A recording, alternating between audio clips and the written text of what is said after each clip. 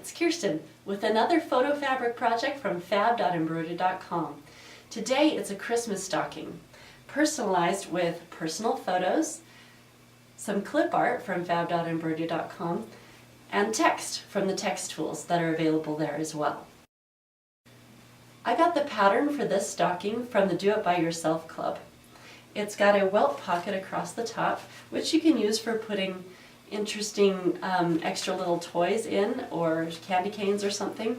Or my thought with this is to put "See How Good I've Been" across the top of the stocking on the pocket there. And then inside the pocket, as Christmas approaches, I put in little notes to the child about things that I've seen her do or appreciate about her, to give her an extra gift on Christmas morning.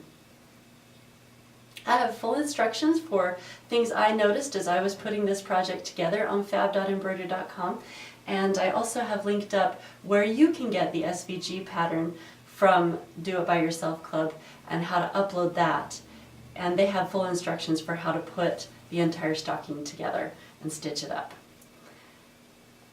Thanks for watching. I'll see you next time on fab.embroidery.com if you make sure that your notifications are on so that you know when a new video is up.